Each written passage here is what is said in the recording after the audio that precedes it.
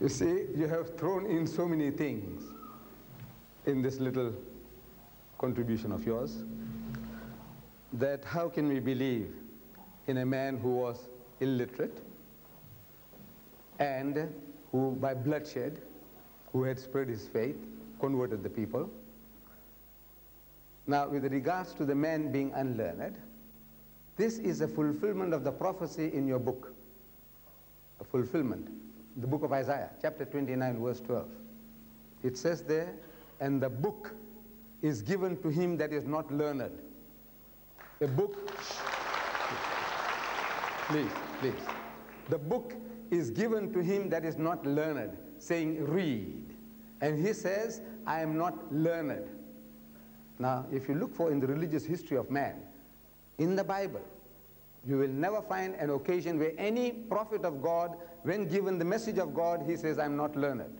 But if you read any biography of Muhammad, any written by Muslims or non-Muslims, they will tell you that the first revelation that was given to him in Ghar Hira, the Mount of Hira, when the angel of God comes to him and commands him in his mother tongue, he says, Iqra, read.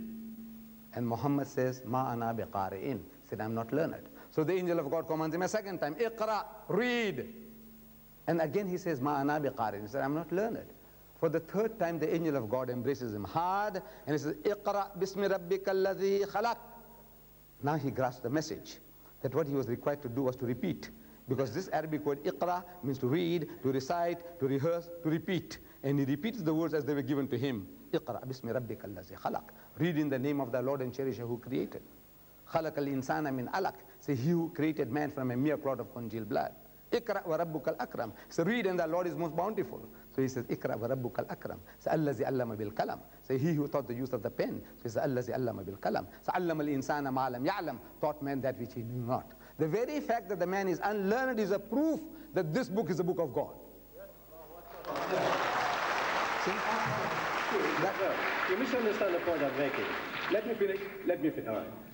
That this book is the book of God. An illiterate man, a man who can't read or write. Excuse me, look, don't disturb the gentleman. This man can't listen to two persons at the same time. Nobody can. So, the very fact the man can't read or write, and he produces a book of this nature, giving solution to all your problems. All your problems. This is a challenge. I said, look, come on, man, you have problems. You have 4 million women in England today who can't get husbands.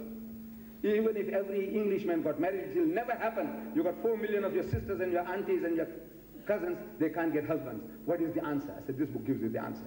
Problem of alcohol, you have no answers. 2,000 years you are fumbling. This book gives you the answer. I could answer that by saying, what about the kidnapping in Lebanon, which was done by Muslims? What about the Iraqi-Iran war, which is done by Muslims? What about all the others? No, listen, you misunderstand the point I'm making. I'm making the point that I'm not trying to denigrate Muhammad. I wouldn't do that in an audience like this. Brother, I will listen to you, but why not let me finish it? Let me finish. Look, you are the principal. Yes. You are the principal of a school, and you know. So look, you asked the question. Let me finish. We'll give you a chance again. Please. The second charge, that he spread his religion by bloodshed. You see, you know your great man, your great men. Thomas Carlyle, you heard about him? One of the greatest thinkers of the past century. In 1840, in England, he delivered a series of talks on heroes and hero worship. And you know whom he chose as his hero prophet? Muhammad. You know that, sir? Muhammad. His hero prophet. Not David, not Solomon, not Moses, not Jesus, but Muhammad as his hero prophet. Your man, Thomas Carlyle. And he defends Muhammad. Listen to him. After all, look, who was bribing him to say the things that he was saying? I want you to tell me. He said, look, some Arabs bribed him in 1840 here in England. When the Arab world, the Muslim world was down in the gutter, the whole lot of it. This Englishman, or Britisher, Thomas Carlyle, he says about this accusation of yours, sir, the sword. He said, the sword indeed. But where will you get your sword? He said, every new opinion at its beginning is precisely in the minority of one.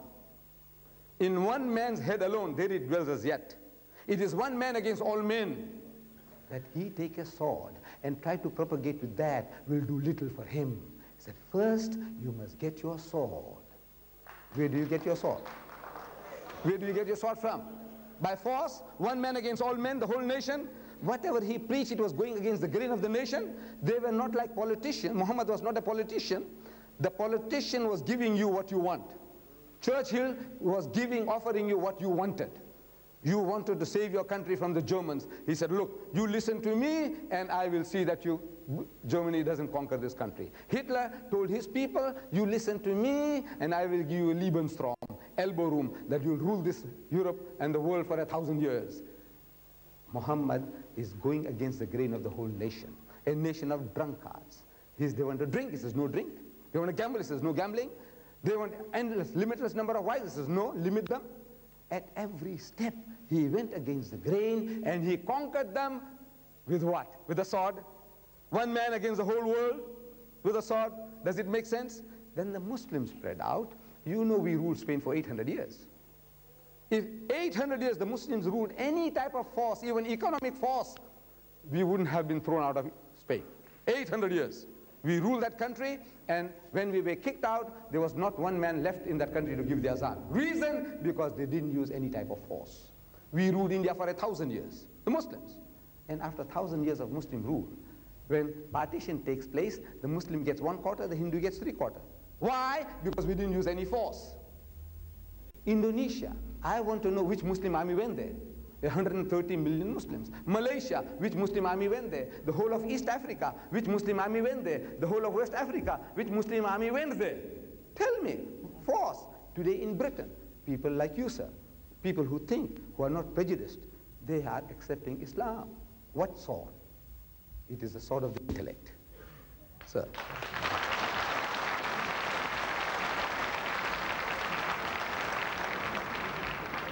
One little rule, I think the chairman forgot to lay it down, and that was, each person would be allowed one question at a time. That doesn't debar you. So one question at a time. Then what the person does, he goes to the back of the queue and takes a turn again. Can I just say that thank you very much for listening, and Jesus is Lord. Amen.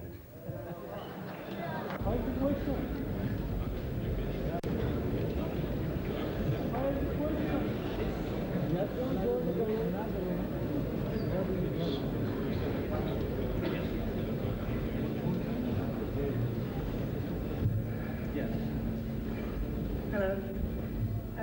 Well, I'm a school teacher and I'm a fundamental Christian, and I've been involved in many denominations. I only see Christianity in terms of Jesus, not in terms of the different factions of churches within Christianity. And Mr. Speaker, I really am concerned with the examples of Christian behaviour which you cited to the audience tonight.